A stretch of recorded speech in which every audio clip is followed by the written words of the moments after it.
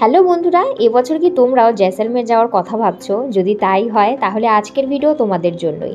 জয়সলমের বলতেই আমাদের চোখের সামনে ভেসে ওঠে দিগন্তজোড়া সোনালী বালিয়াড়ি আর উট। বাট আমাদের বাঙালিদের কাছে এই জয়সলমের আরও একটি বিশেষভাবে তাৎপর্য বহন করে। কিংবদন্তি সত্যজিৎ রায় পরিচালিত বাংলা মুভি সোনার কেল্লা দ্য গোল্ডেন সিটাডেল দেখার পর থেকে, তাই তো? এই রহস্য উপন্যাসে ফেলুদার মনে যেমন প্রথম সোনার কেল্লার দৃশ্য দাগ কেটেছিল, তেমনি আমাদের মনেও তাই। দ্য ফার্স্ট লুক অফ সোনার কেল্লা ওয়াজ রিয়েলি ব্রেথ টেকিং। শুধু তাই নয়, আজকের ভিডিওতে থাকছে মরুভূমিতে রাতে ক্যাম্পে তোমরা কিভাবে রাত কাটাতে পারবে, মরুভূমির সাফারি, জিপ এবং উট দুয়েরই কী খরচ, হোটেল কোথায় কিভাবে বুক করবে, কিভাবে জয়সলমের আসবে, সমস্ত কিছু। কারণ কলকাতা থেকে জয়সলমের আসা মানে কিন্তু দেশের পূর্ব প্রান্ত থেকে একদম পশ্চিম প্রান্ত, যেটা দুই খরচ সাপেক্ষ এবং সময় সাপেক্ষ। আর রাজস্থান ঘুরতে আসার আসল মজাই হলো মরুভূমিকে নিজের চোখে দেখা, তাই তো? তবে এবার রাজস্থানের প্ল্যান ছিল আমাদের 16 দিনের, যাতে আমরা জয়সলমেরের সাথে সাথে কভার করেছি রাজধানী শহর জয়পুর, যোধপুর আর উদয়পুর।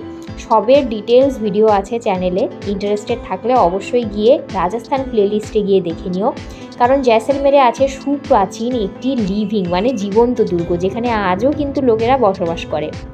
ফ্যাসিনেটিং কিছু দালান বাড়ি, মরুভূমির বুকে বিশাল এক হ্রদ, শাপিত এবং ভৌতিক একখানা গ্রাম, যেখানে নাকি এক রাতে প্রায় 5,000 লোকেরও বেশি লোককে হত্যা করা হয়েছিল, এবং আরও অনেক কিছু। তো চলো আর দেরি না করে বেসিক কিছু ইনফরমেশনের সাথে সাথে আজকের ভিডিওটিকে শুরু করে। জয়সলমের আসার আদর্শ সময় হলো শীতকাল। আমরা এসেছিলাম ডিসেম্বরের তৃতীয় সপ্তাহে। তোমরা চাইলে অক্টোবর থেকে মার্চ অবধিও প্ল্যান করতে পারো, নয়তো বুঝতেই পারছো গরমের দিনে মরুভূমিতে ক্যামেল রাইড বা অন্যান্য আউটডোর অ্যাক্টিভিটি করতে কিন্তু ভীষণ কষ্ট হবে। জয়সলমের আমাদের ভারতের একদম পশ্চিম প্রান্তীয় শহর, তাই বলবো দেশের যে কোনো প্রান্ত থেকেই হোক ফ্লাইটে আসা এখানে সব থেকে ইজি আর সময়ও কম লাগে। সস্তায় টিকিট পাওয়ার জন্য তোমরা স্কাই স্ক্যানার অ্যাপ ইউজ করতে পারো। মোটামুটি 2 মাস আগে যদি টিকিট কেটে রাখো তাহলে অনেকটাই বাজেটে তোমরা ফ্লাইটের টিকিট করে নিতে পারবে। তবে জয়সলমেরের নিজস্ব এয়ারপোর্ট না থাকায় তোমাদেরকে পাশের শহর যোধপুর অবধি ফ্লাইটে আসতে হবে। তারপর সেখান থেকে রেন্টাল ক্যাব বা ট্রেনে করে জয়সলমের আসতে পারো। এবার বলি সবচেয়ে কনভিনিয়েন্ট অপশান। ধরেই নিচ্ছি রাজস্থান যখন এসেছো, জয়পুর তো ঘুরবেই, আর জয়পুর আসা মানে সেখান থেকে ওভারনাইট ট্রেন নিয়ে জয়সলমের ভোর ভোর চলে আসা সব থেকে ভালো অপশান। যদিও জয়সলমের একটু রিমোট এরিয়া, তাই জন্য কিন্তু ট্রেনের সংখ্যা বড়ই কম। তাই 3 মাস আগেই যখন আইআরসিটিসি খুলবে সেখান থেকে ট্রেনের টিকিট বুক করে নেবে। আর আমরা জয়পুর থেকেই ট্রেন নিয়েছিলাম, স্ক্রিনে ডিটেলস আমি দিয়ে দিয়েছি। আর কলকাতা থেকে উইকলি একটি ট্রেনও চলে, সেটার অ্যাভেলেবিলিটিও কিন্তু চেক করতে পারো। জয়সলমের তো পৌঁছে গেলে, এবার জেনে নেব তোমরা কোথায় থাকবে, হোটেল বা ক্যাম্প, তাই তো? গোয়াইবিবো, মেক মাই ট্রিপ, আগোডা যেই অ্যাপেই তোমরা সস্তায় ভালো রেটিংওয়ালা হোটেল পাবে। 2 মাস আগে থেকেই বুক করে নাও। বাজেট ট্রিপের মূল মন্ত্রই হলো সবার থেকে আগে অগ্রিম বুকিং করা এবং ট্রাভেল এজেন্সির সাথে যুক্ত না হওয়া।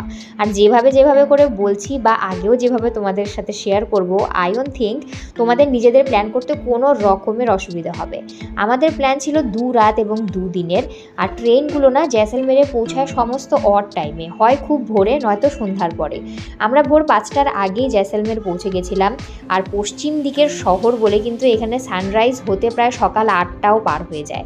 তখন আমাদের নেমে লাগছিল যে পুরোই রাত, আকাশে পুরো তারা জ্বলজ্বল করছিল। আর কলকাতাতে পলিউশনে তারার দেখা পাওয়া তো আর হয় না। স্টেশনে নেমেই দেখতে পেয়েছি ক্যাম্প থেকে গাড়ি এসে রেডি ছিল। সোজা চলে গেলাম মরুভূমি চিরে ডেজার্ট ক্যাম্পে। রাতই ছিল বলা চলে, সকাল 6টায় আমরা আর্লি চেক ইন করতে পেরেছি। অশেষ ধন্যবাদ ক্যাম্পকে, কারণ ক্যাম্পগুলোয় চেক ইন টাইম থেকে দুপুর 2টো। তোমরা আগেই কল করে কিন্তু জানিয়ে রাখবে যদি আর্লি চেক ইন পসিবল হয়, কারণ ট্রেনগুলো ঢোকার টাইম যেমনটা দেখিয়েছি খুবই অড। অথচ একদিন অগ্রিম বুকিং করতেও গায়ে লাগবে, কজ ডিসেন্ট ক্যাম্পগুলোর একদিনের ভাড়াই স্টার্ট হয় 12,000 থেকে 14,000 মতন, যেটা আমাদের জন্য অ্যাভেই দিয়ে দেওয়াটা প্রচণ্ড বেশি এক্সপেন্সিভ ছিল। তো রাতের ফিলই আসছিল, তারাও ছিল তখন। তো আমরা আবার ঘুমিয়ে গেছি এবং সকালে উঠেছি একদম 10টায় ব্রেকফাস্টের টাইমে। ক্যাম্পের যে ফেয়ার থাকে তাতে অ্যাডেড থাকে complimentary breakfast, dinner, snacks. Camp থেকে পিক আপ করে একটি থ্রিলিং জিপ রাইড দিয়ে তোমাদের মরুভূমিতে 30 মিনিট ঘোরানো, আর 30 মিনিটের ক্যামেল রাইড। লাঞ্চ আলাদাভাবে তোমাদেরকে নিতে হবে। আর সন্ধ্যেতে ডেজার্ট সাফারি করে এসে ফ্রিতেই তোমরা অথেন্টিক রাজস্থানী ফোক সং, ঘুমার নাচ, ফায়ার শো এসবও তোমরা দেখতে পারবে। একদিন এক রাত পুরো আমরা ক্যাম্পে থেকে নেক্সট ডে জয়সলমের সিটিতে হোটেল নিয়েছিলাম রেলওয়ে স্টেশনের কাছে। তোমরা যদি সময় নিয়ে আরও স্লো ট্রিপ করতে যাও, আমি বলবো সোনারকেল্লার ভেতরে হোটেল কিংবা হোমস্টেগুলোতে থাকতে আরও বেশি ভালো লাগবে। বাট সেদিন রাত 12:30টার সময়ই আমাদের রিটার্ন ট্রেন ছিল জয়পুরের জন্য, তাই স্টেশনের কাছেই আমরা 7 ঘন্টার জন্য ওই একটা রুম নিয়ে নিয়েছিলাম, যেই হোটেলটাও কিন্তু বেশ ভালোই ছিল বাজেটের ভেতরে। তোমরা হয়তো এখন ভাবছো আমাদের ট্রিপ বেশি হড়বড়ি হয়ে গেছে, আমরা সেদিন রাতেই কেন চলে আসছি। বাট ঘোরার জায়গাগুলো যখন আলোচনা করব, ইউ উইল সি 2 দিন 2 রাত হাতে থাকলে পরেই জয়সলমের ঘোরাটা এনাফ। এটা ছিল আমাদের প্ল্যান, কিন্তু তোমরা চাইলে পরে শাফল করতেই পারো।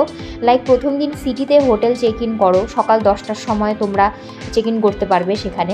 তো ভোর 5টা থেকে এদিক ওদিক করে নিয়ে সময়টা ম্যানেজ হয়েই যায়। রেস্ট নিয়ে আগে শহর এবং তার আশেপাশের সাইট সিইংগুলো করে নেবে রাতে, আর ওখানে থেকে গেলে আর পরদিন চেক আউট করে একবারে বেরোবে ডেজার্টের দিকে, কারণ সিটিটা বলতে পারো মরুদ্যান। এবং ডেজার্ট সাফারি সাইট সিইং করতে ক্যাম্পে চেক ইন করলে, সব নাচ গান এনজয় করলে পরের দিন তোমরা ফেরত চলে আসো। কিন্তু জয়সলমের থেকে যে ফেরত ট্রেনগুলো আছে সেগুলো কিন্তু সবই মধ্যরাতে। এভাবে করলে পরে তোমাদের রাতের জন্য এক্সট্রা চার্জ দিয়ে আবার আসতে হবে মরুভূমি থেকে স্টেশন ড্রপ অফ নেওয়ার জন্য, যেটা অত রাতে মরুভূমির ভেতরে যাতায়াত করাটা সত্যিই রিস্কি বটে। আর ফেরত আসার দিন জয়সলমের সিটিতে থাকাই শ্রেয়, কারণ শহরে কানেক্টিভিটি অনেকটাই বেটার এবং মরুভূমিতে ক্যাম্প কর্তৃপক্ষের গাড়ি ছাড়া ট্রান্সপোর্ট বলতে গেলে পুরোই জিরো। সো সমস্ত প্রোজ অ্যান্ড কনসই তোমাদের সাথে আমি ডিটেলসে জানিয়ে দিলাম, সেই হিসেবেই তোমরা প্ল্যান করবে। আর ইউজফুল লেগে থাকলে পরে লাইক করে দিও অবশ্যই। তো কোথায় কোথায় ঘুরবে? প্রথম দিন আমাদের একদম সকাল থেকে রাত অবধি পুরোটাই ছিল মরুভূমি কেন্দ্রিক। ক্যামেল রাইড, সুইমিং পুলে স্নান, ক্যাম্পের চারপাশে ঘোরাঘুরি, আশেপাশে লাইন দিয়ে অনেক ক্যাম্প তোমরা দেখতে পারবে। কাছেই জিপে করে আমরা লাঞ্চও করতে গিয়েছিলাম। বিকেলে স্যান্ড ডিউন্সে thrilling jeep safari, camel ride করে এসে সন্ধ্যের সময়কার ওই কালচারাল এন্টারটেইনমেন্ট, স্ন্যাক্স, ডিনার সব মিলিয়ে আমাদের ডেজার্ট ক্যাম্পের এক্সপিরিয়েন্স দারুণ ছিল। খাবার মেনুতে ছিল ব্রেকফাস্টে যেরকম পোহা, ইডলি, উপমা, পরোটা, সবজি, কর্নফ্লেক্স, চা, কফি, এবং স্ন্যাক্সে ছিল pakora, corn chaat, soft drinks. ডিনারে ছিল জিরা রাইস, রুটি, 3 রকমের সবজি, অথেন্টিক রাজস্থানি খাবার, ডাল বাটি চুরমা, ছাঁচ, পায়েস টাইপ একটা স্থানীয় ডেজার্ট। বেশ ভালো এবং ফ্লেভারফুল, তবে এখানে কিন্তু ভেজ ছাড়া কিছু পাওয়া যায় না। পরদিন চেক আউট করে আমরা সবার প্রথম যাই কুলধারা গ্রামে। মরুভূমির মাঝে এটি একটি হন্টেড এবং শাপিত গ্রাম, তার উপরে অনেক মুভি এবং ডকুমেন্টারিও আছে। সম্প্রতি রিলিজ হওয়া অপূর্বা যে মুভিটি রয়েছে সেটা গোটাটাই কিন্তু এখানেই শ্যুট হয়েছিল। ঢুকেই সব দেওয়ালগুলো আর সেই কুয়োটা একদম রিলেট করতে পারছিলাম। পুরো গ্রামটা ঘুরে দেখতে 30 থেকে 45 মিনিট সময় লেগে যাবে। একে ভৌতিক এবং শাপিত বলা হয় কারণ এই গ্রামটি এবং সাথে আরও 83টি গ্রাম ছিল ব্রাহ্মণ পরিবারের। 1825 সালে সেখানকার দুষ্ট প্রধানমন্ত্রী সেলিম সিং গ্রামের প্রধানের মেয়েকে সম্মতি থাকুক বা না থাকুক বিয়ে করতেই চেয়েছিল, কিন্তু অন্য জাতি এবং ক্ষত্রিয় বংশের হওয়ায় সমগ্র পালিওয়াল যে ব্রাহ্মণ জাতি ছিল তারা তার বিরোধ করে, যার ফলস্বরূপ এক রাতের ভেতরে 83টি গ্রামের প্রায় 5000-এরও বেশি লোক এখান থেকে উধাও হয়ে যায়।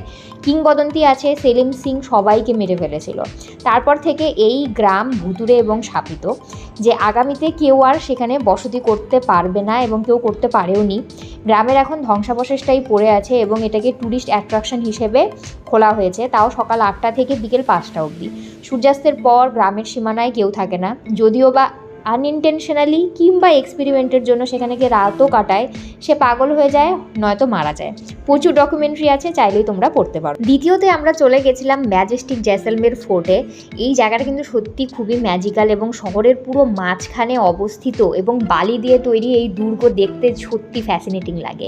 এবং এটি একটি জীবন্ত দুর্গ, যেরকম আগেটা বলেছি। জয়পুর এবং যোধপুরে কি হয়, আমরা টিকিট কেটে ফোর্টগুলো দেখতে যাই অ্যাজ আ মিউজিয়াম, কিন্তু এখানে লোকেরা বাস করে এবং ফোর্টের ভেতরে সাধারণ মানুষের বাড়ির সাথে সাথে সেখানে restaurant, market, hotel, museum, rooftop bar, মন্দির, পাপেট শো, থিয়েটার মানে পুতুল নাচ, কি নেই সব কিছু রয়েছে। এবং সম্পূর্ণটা ঘুরে দেখতে তোমাদের 3 ঘন্টা তো লেগেই যাবে, বরঞ্চ কম পড়বে। প্রথম দিন আমি আরেকবারও সাজেস্ট করছি, যদি জয়সলমের সিটিতে থাকো তাহলে কিন্তু অবশ্যই দুর্গের ভেতরেই হোটেল কিংবা হোমস্টেতে থাকো, খুবই ভালো লাগবে। 4-5টা স্টুডিওর মতন মনে হয় এবং যে প্রতিটা কর্নারে তোমার দাঁড়িয়ে ছবি তুলতে ইচ্ছে করবে। এবং আগে নাকি লোকেরা এই ফোর্টের ভেতরেই থাকতো, তারপর যখন আস্তে আস্তে জনসংখ্যা বেড়ে যায় তখন নাকি মরুভূমিতে ছড়িয়ে যায় এবং এখনকার যে জয়সলমের সিটি রয়েছে সেটা হয়েছে। নেক্সট চলে যাও ফেমাস দুটো দালান বাড়ি দেখার জন্য। তবে পতওয়ান কি হাভেলি আর মোতি মহল স্ট্রাকচার ওয়াইজ আর লুক ওয়াইজ অলমোস্ট সেম। তো আমি যেরকম তার টিকিট দিয়ে দিয়েছি। মোতি মহলের কিন্তু এন্ট্রিটা ফ্রি, তবে পতওয়ান কি হাভেলি যদি তোমরা ভেতরে ঢুকতে চাও তাহলে তোমরা যেতেই পারো, ভেতরে শীষমহলের মতন আছে। কিন্তু যদি তোমরা জয়পুর আর উদয়পুরের সিটি প্যালেস অলরেডি দেখে ফেলেছো, শীষমহলও দেখা হয়ে গেছে, তাহলে পরে আলাদা করে তোমাদেরকে সারপ্রাইজ করবে না। সুতরাং এখান থেকে তোমরা সময় বাঁচাতে পারবে এবং টাকাও বাঁচিয়ে নিয়ে সোজা চলে যাও গাদিসার লেক। একদম ডেজার্টের মাঝখানে এই বড় একখানা লেক, এখানে প্রচুর টিয়া পাখি তোমরা দেখতে পারবে এবং এই জায়গাটি সত্যি এত সুন্দর, সময় কাটানোর জন্য একদম নির্ঝুম পরিবেশ। সূর্যাস্তের টাইমটার আগে দিয়ে তোমরা এখানে জলে বোটিং করতে পারো এবং অন্ধকার হতেই এখানে ওয়াটার শো চালু হয়ে যায়। এসব দেখার পরেও যদি তোমাদের কাছে টাইম থাকে এবং এনার্জি দুটোই থাকে, তাহলে পরে পুতুল নাচ দেখার জন্য যে কোনো থিয়েটারে ঢুকে যেতে পারো। ড্রাইভারকে বলবে তোমাদেরকে নিয়ে যাবে, যেটা কিন্তু রাজস্থানের খুবই ফেমাস। আরেকটা মাস্ট ভিজিট প্লেস হলো ব্যাস কি ছত্রিয়া। তো এই প্লেসটা কিন্তু খুবই সুন্দর ফটোর জন্য, কিন্তু ব্যাপারটা হলো গিয়ে জয়পুরে যদি তোমরা গডর কি ছত্রিয়া দেখে থাকো তাহলে পরে এটাকে স্কিপও করতে পারো। আমরা যেরকমটা আর কি স্কিপ করে দিয়েছিলাম, কিন্তু তোমাদের প্ল্যান যদি শুধু জয়সালমেরের হয় অবশ্যই যেও, দুর্দান্ত লাগবে। জয়সালমের কিন্তু জয়পুর কিংবা যোধপুরের মতো একদমই নয়। সেখানে ফোর্টের আশেপাশে অবশ্যই তোমরা অটো পেয়ে যাবে, কিন্তু রাত 8টা হতেই এমন নিঝুম হয়ে যায়। আর ডেজার্ট ক্যাম্পের কথা তো ছেড়েই দাও, যতক্ষণ তোমরা ডেজার্টে আছো ক্যাম্পের যে কার সার্ভিস আছে সেটা হচ্ছে গিয়ে only one you can rely on. আর সেটাই তোমাকে পিক আপ, ড্রপ অফ এবং ডেজার্টে নিয়ে যাওয়ার জন্য তোমাকে রাইড দিয়ে দেবে বা এই সমস্ত করাবে। এবং মেক শিওর করবে যাতে তোমরা ফোন নাম্বার নিয়ে নাও ড্রাইভারের কাছ থেকে, কারণ তোমাদের মতন কিন্তু হাজার হাজার মানুষ যায় মরুভূমিতে ক্যামেল রাইড, প্যারাশুট, সাফারি নেওয়ার জন্য। তো অবশ্যই সাবধান থাকবে যতক্ষণ অবধি তোমরা ডেজার্টের ভেতরে আছো। এবং পরের দিন আমরা একটি সারাদিনের জন্য ক্যাব বুক করে নিয়েছিলাম। 8 থেকে 9 ঘন্টার একটি সার্ভিস হয়, যেটাতে তোমাদের চারিপাশটাতে সব কিছু সাইটসিংয়ের প্লেসেসগুলো দেখিয়ে দেবে এবং হোটেলে ড্রপ আপও করে দেবে। 1700 থেকে 1800 টাকার মধ্যেই তোমাদের হয়ে যাবে। যদি এর থেকে বেশি চাই অবশ্যই বার্গেইন করবে। যেহেতু ডিসেম্বরে গিয়েছিলাম, আমি ডিসেম্বর আর জানুয়ারির কথাই বলবো। বেলা 11:30 অবধি আমাদের ঠান্ডাই লেগেছিল, আমরা জ্যাকেট পরেছিলাম এবং সন্ধ্যা 6টার সময় যখন সানসেট হয়ে যায় তখন একদম হঠাৎ করে ঠান্ডা লাগা শুরু হয়ে যায়। এটাই হয়তো মেজর ক্যারেক্টারিস্টিক ডেজার্টে থাকার, মানে প্রধান বৈশিষ্ট্য, যে গরমের সময় খুবই গরম, দিনের বেলায় আর রাতের বেলা প্রচণ্ড ঠান্ডা। কিন্তু আমি এক্সপেক্ট করিনি যে বেলা এতটা অবধি এরকম ঠান্ডা থাকবে। তো নিজেদেরকে জ্যাকেট, তারপরে শল এ সমস্ত নিয়ে প্রিপেয়ার রাখবে। আর প্রথম দিন যখন আমরা 5টার সময় স্টেশনে নেমেছিলাম, ভাই কি ঠান্ডা লেগেছিল, আমাদের দুইবার চা খেতে হয়েছিল ঠান্ডা কমানোর জন্য। আগে থেকে তোমাদের বলে রাখলাম, যদি তোমাদের মাইন্ডসেট ওইভাবে তৈরি রাখো তাহলে পরে অত কষ্ট হবে না। ডেজার্টে গিয়ে হাঁটাহাঁটির জন্য বুটস কিংবা শ্যুজ পরলে পরেই সব থেকে বেশি কমফোর্টেবল থাকবে। আর যেহেতু ক্যামেল রাইড তোমরা নেবেই, সেক্ষেত্রে উটের পিঠে চড়তে বা নামতে ট্রাউজার্স, জিন্স বা হলো কার্গো এ সমস্ত প্যান্টগুলো পরাটাই বেশি উপযোগী। কোনো মতেই কিন্তু ড্রেস কিংবা শর্ট ড্রেস পরে যাবে না, তোমাদেরই অসুবিধে হবে। নেক্সট ডে আমি পরেছিলাম একটি ফ্লোই কটন স্কার্ট, কিছু অক্সিডাইজ জুয়েলারি আর ক্রপ টপের সাথে। রাজস্থানের মানে ব্যাকগ্রাউন্ডগুলোতে এই সমস্ত এথনিক ড্রেস পরলে পরে খুবই ভালো লাগে। কিন্তু সবথেকে বড় কথা, যেহেতু ফোর্ট এবং বড় বড় রাজবাড়িতে তোমাদের পাহাড়ের ওপরেও উঠতে হয়, সেই ক্ষেত্রে কিন্তু কমফোর্টেবল জুতো পরে থাকাটা খুবই বেশি ম্যান্ডেট হয়ে ওঠে। সাথে তোমরা ছাতা কিংবা হ্যাট রাখতে পারো, সানস্ক্রিন এবং সানগ্লাসেস তো একদম মাস্ট। আর নিজের সাথে জলের বোতল রাখবে নিজেকে হাইড্রেটেড রাখার জন্য। সো আই হোপ আজকে আমি সব কিছুই নেসেসারি ডিটেলগুলো তোমাদের সাথে শেয়ার করে দিয়েছি। যদি কিছু মিসও হয়ে গিয়ে থাকে অবশ্যই আমাকে কমেন্টসে জিজ্ঞেস করে নেবে বা ইনস্টাগ্রামেও আমাকে জিজ্ঞেস করতে পারো, লিঙ্ক তোমরা ডেসক্রিপশন বক্সে পেয়ে যাবে। আর যদি ভিডিওটি আজকের ইউজফুল হয়ে থাকে অবশ্যই লাইক করে দিও আর বন্ধুদের সাথে শেয়ার করে দিও। আর নিজেদের মূল্যবান সময় থেকে প্লিজ 2 সেকেন্ড বের করে আমার চ্যানেলটিকে সাবস্ক্রাইব করে দিও। তোমাদের মাত্র একটু সময় লাগবে, কিন্তু তোমাদের সাবস্ক্রিপশন আমার জন্য অনেকটা মাইনে রাখে। তো চলো তাহলে পরের দিন দেখা হচ্ছে অন্য আরেকটি জায়গার ভিডিওর সাথে। ততক্ষণের জন্য টাটা, গুড বাই।